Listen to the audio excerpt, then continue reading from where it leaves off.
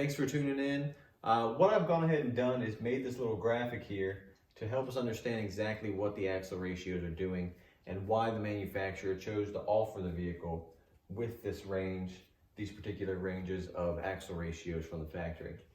I'm also going to show a very simple way to find out what axle ratio you should be using with your larger tires from your lift in order to make it feel like factory again. A lot of times you take a vehicle, you know, it tows great, it's an F250 or 350 or whatever, and you go ahead and put 37-inch tires on it, and it feels like a dog by comparison to what you had before. So I'm going to show you what calculation you can do to find out what axle ratio is going to fix that for you. And if this video helps you out, help me out and hit that like button. All right, both of these vehicles are actually in my driveway. Both are lifted and both have larger tires. And both of them really would benefit from an axle ratio correction.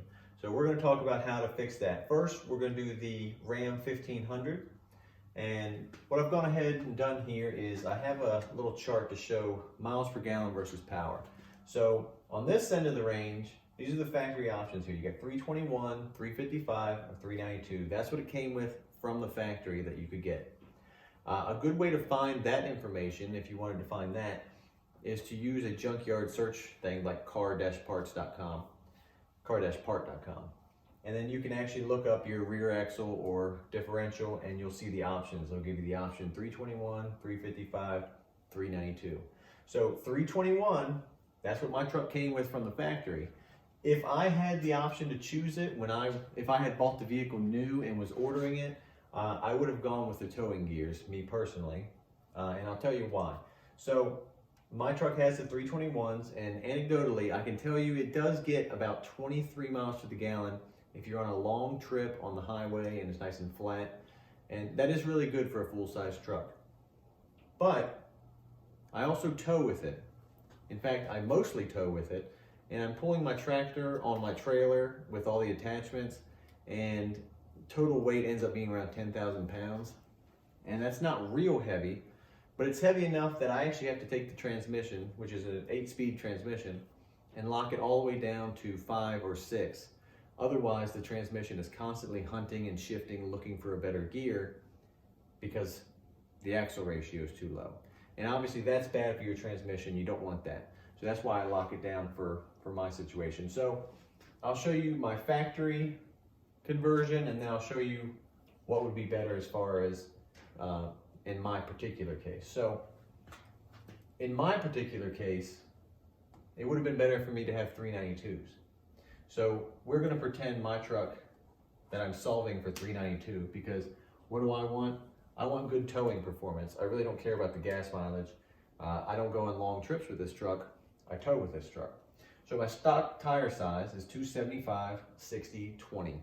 If you go on Google or whatever search engine of your choice, you can Google a tire size calculator and it'll bring up and you can put your tire size in and it'll transfer it over to inches for you. And you can use inches or centimeters, whatever you want, just as long as it's the same unit for the equation that we're going to do. So 275, 60, 20s, if you plug that in, you'll find out that these are 33-inch tires. Now, I've lifted the truck and I put 37-inch tires on there. So all you need to do is take 37 and divide it by 33. And that answer comes to 1.12 repeating. Now, again, this is the axle ratio that would have been good for me, which is the towing axle ratio. So I take the 392 and I multiply it by 1.12, and the answer equals 4.39. And the closest axle ratio here is the 4.3. So that's the one that I would pick right now if I was regearing my truck right now today.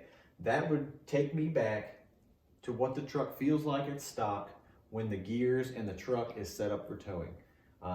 That is definitely the best scenario for me because I am mostly towing with this truck. Now, my factory, what's on there right now is 3.21s. And I'll show you for that, just to show you another solving of it. So 3.21s is what I have on there now. I multiply that by 1.12, and that ends up being 3.59. So this is the closest ratio for that. That's what I would pick. So if you were solving this for your vehicle, what you would want to decide is what you want. Do you want gas mileage, or do you want towing power, or do you want a blend of both? Me particularly, I wanted towing power, so 430 is the best for me. If I was going to keep the truck exactly as it was before the lift, then I would go with the 355s. So let's go ahead and do the Excursion now. Now for my Excursion came from the factory with 430s, which is really kind of a needle in a haystack type of thing, and it really works out. If you're only going up to 35 or 37 inch tires, it still performs great with the 430s. I, however, have 40 inch tires, and so it's a bit of a dog. In fact, I can tell you the equivalent would be way over here, 3.4. That's actually what my equivalent gear ratio is based on my 40 inch tires. So as you can tell, right now it's a dog. So from the factory, these came with 373s, 410s, or 430s. Like I said, my truck came with a 430. A lot of the 5.4 Excursions have the 373s, and those are extremely slow, doggy, heavy feeling Excursions. My Excursion has the V10 and then the 430s. And I can tell you, when I first got it, before I put a lift on it and tires, it really felt fast and peppy and light, which is a weird thing to say about a 7,000 pound vehicle, but it's true. So in my particular case for my Excursion, it came with 430s, which was great for towing, bad for fuel economy. I actually don't tow with my Excursion, hardly ever, and if I do, I'm towing my boat, which is only 3,000 or 4,000 pounds. So I really don't need towing, but at the same time, I would like some additional power over the fuel economy. So I'm going to choose 410 because I tow a little bit, but it's mostly for trips with my family. If you were never towing with your Excursion, then 373 would be the equivalent that you'd want to go to. Or if you were towing all the time, I know a lot of guys with their Excursions have big toy haulers or campers they pull. You would definitely want to go for the equivalent of 430s. So me personally, I'm choosing 410. I kind of want to blend a little bit better towing. Really don't care that much about gas mileage again. If I want good gas mileage, I'm going to drive a car. So my stock tire size is 265, 75, 16. And again, if we put that in the calculator, we find out it is 31.6 inches. Pretty small tires. Is now running 40 inch tires. So now we need to take 40 and divide it by 31.6. And this actually ends up being a pretty big number as far as the change goes, which is 1.26. Now, like I said, this is what I have factory. And if I wanted to keep it feeling like that, then I would take 430 and multiply by 1.26, which would come out to 5.41. Now, I actually don't need the 430s because I'm not towing anything heavy. If I was regular towing a camper or a toy hauler or something like that, I probably would go with that. And you can see 5.41, that's pretty close to 5.38. So this is just about the biggest size that you can get in a Ford 10.5 rear. So that's the one, that would be the maximum size that you could choose. Me personally, I want to go with 410s.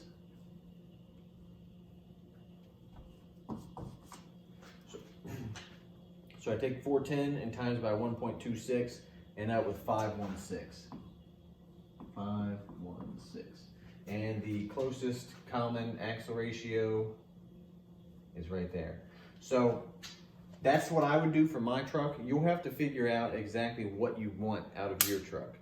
And again, you can find the factory ratios listed in car-part.com. You just have to look up your vehicle. That searches junkyards, and you just look at a rear axle and it will ask you which axle ratio you want. And that's the factory options that it came with from the factory. So again, if you're towing a toy hauler or a big camper, you want to go off the 430, and then you want to multiply that by whatever your number comes out to for your larger tires, and that'll give you the answer what you want. Me personally, I'm going to choose a balance, go for the 410, which is going to make this the best gear for me. If you want the best gas mileage out of your Excursion, which is kind of funny to say because they don't get good gas mileage, then you would go 373, which, let me do that one real quick. 3.73, 1.26 equals 4.69. So down here on the 488 is probably what I would go for on that. You definitely don't want to go smaller than 373. You would definitely feel like a dog like that. All right, just to make sure I was really clear about exactly how to do this, just a little recap. And again, if this video was helpful for you, help me out and hit that like button. And you may want to subscribe because I'm actually going to make an upcoming video where I'm going to do the axle ratio change myself. I'm going to install a ring and pinion in the Excursion.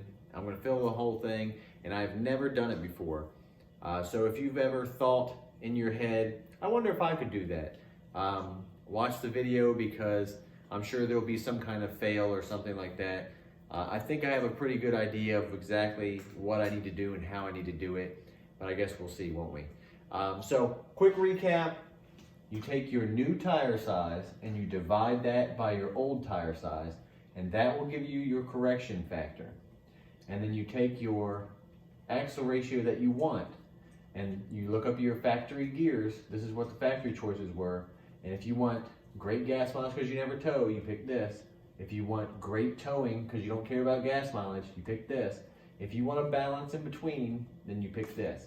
And so you take the 410, you times that by your correction factor, and that will give you the new axle ratio that you want for your vehicle lifted with the bigger tires, which in my case would be the 513. If you have any questions or comments, just write them down below. Let me know if there's anything better that I can explain. Let me know in there. If you think I did something wrong, write it in there as well. Always looking to make the video as good as possible with as much useful information as possible. I really don't like getting too much technical mumbo jumbo that doesn't give you the information you need to be successful. So if you have any questions, let me know. Thanks for watching.